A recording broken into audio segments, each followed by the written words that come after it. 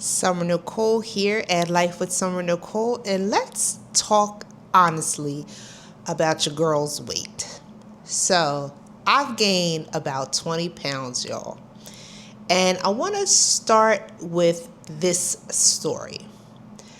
Saturday, like most nights, I decide to go for a walk at night with my husband after I eat. Why? Because they tell you it's better to get some exercise, especially after you get done eating. It helps regulate your body and the glucose and the blood sugar, so I decided to walk. Got home from the walk, and what's today, the 20th, so this happened on the 18th. Got home from the walk, laid down, and then I looked down at my feet and I'm like, damn, my feet are hella swollen. I'm like, babe, look at my feet. Are they swollen? He's like, no, Summer, they look fine. Then I call my son over. I'm like, babe, does your mom's feet look fat? Do they look swollen? He's like, yeah, Mom, your feet and your ankles look swollen. So, okay. Now, let's rewind a little bit. Last doctor's appointment, my doctor, as usual, sends me to get my blood work done, and she tells me, your cholesterol's a little high and you're pre-diabetic. And like most people, I said, okay, I'm going to go home and, I'm going to make sure I exercise, make sure I eat healthy, and I'm going to make sure that I do all the things that I know to do because I've been thin before. I've lost a lot of weight before. I've done so much intermittent fasting in the last 12, 13 years. It's like you get in your mind, oh, no big deal. I'll make sure that I do what I have to do. I mean, I'm not diabetic yet, right? So I go to sleep and I wake up on Sunday and I'm hella sore. I mean, like, I felt like I went to the gym and I was lifting at my heaviest potential, which, by the way, I haven't been to the gym or weightlifting because if I go to lift weights and I do a light session, it's like I'm down for the next week. My body is literally on fire. So I've been avoiding the gym. I've been avoiding running. I've been avoiding all the things that I know to do. But when I woke up on Sunday and I felt out of my body, I knew I had to make a change. So on Sunday, July 19th, 2026, I decided to fast the whole entire day. But it didn't work, y'all. I mean, I was going through it. I don't know. I've been saying I'm going to fast a lot, but I thought I could just jump back into it, and it was hard, y'all. So on Sunday, said I'm not eating the whole day. I know in my mind that fasting is the best thing to give my body a rest, to make myself feel normal again, or at least put myself back at that place, at that achievable level I had been before. And so most people who have done intermittent fasting will tell you that you shouldn't jump into the hardest. But I dove right in and I decided to do alternate day fasting.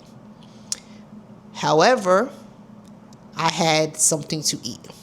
So let me explain. Alternate day fasting is a intermittent fasting protocol that one can use, and it does allow for 500 calories. I had a yogurt, and I had like 2 hard candies and a piece of ginger candy. So I know I was under 500.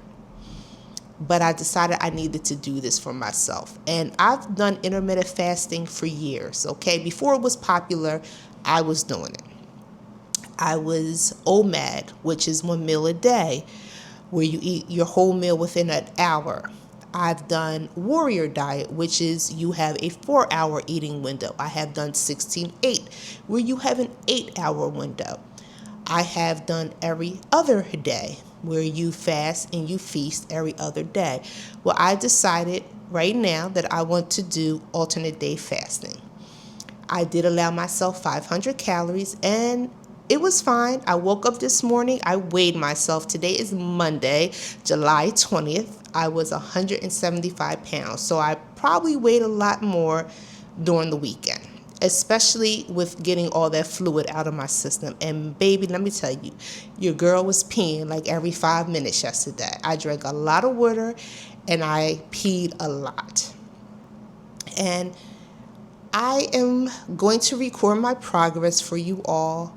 I want to inspire you, but I also want to hold myself accountable because I cannot live like this. Once you know what your fitness level is, once you know what it does or how good it can feel in your body, and then you experience the complete opposite, it's a wake-up call. I know what I feel like when I'm at my healthiest. I know my mindset. I know my body.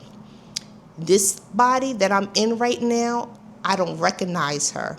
And it's scary because I know sooner or later that next doctor's appointment where they send me for my blood work, they're going to tell me I'm diabetic.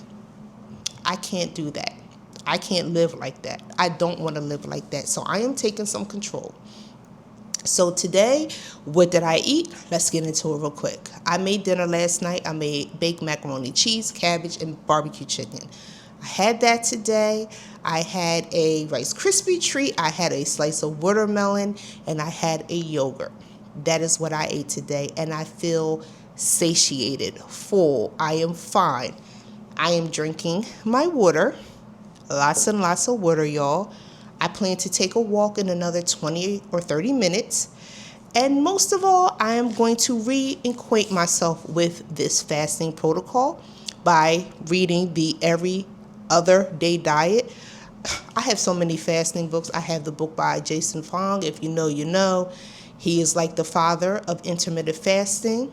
And back when I got into it, he was the one I basically YouTubed to learn what it was like, what was going on with my body, what was going on with the insulin, the glucose, the ketones. So, yeah, your girl is on keto. I don't feel like restricting myself from carbs.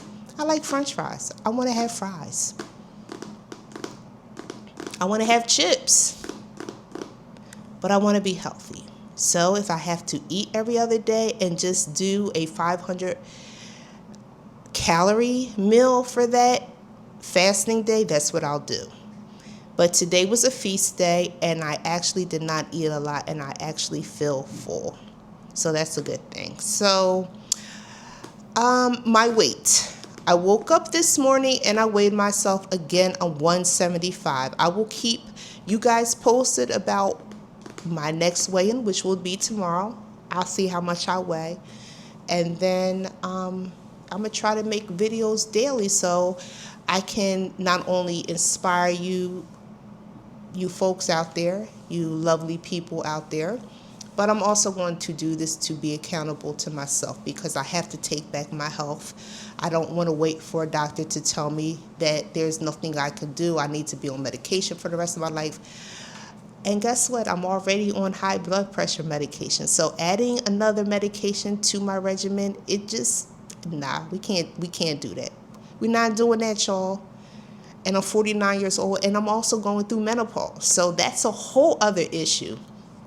I got called MediHealth. I'm going to have to look at some hormone replacement therapy, some other things that I need to do, but I'm going to also do this. And just know that whatever you set your mind to, you can do. So this is Life with Summer Nicole. Stay creative, stay healthy, and I will talk to you guys tomorrow.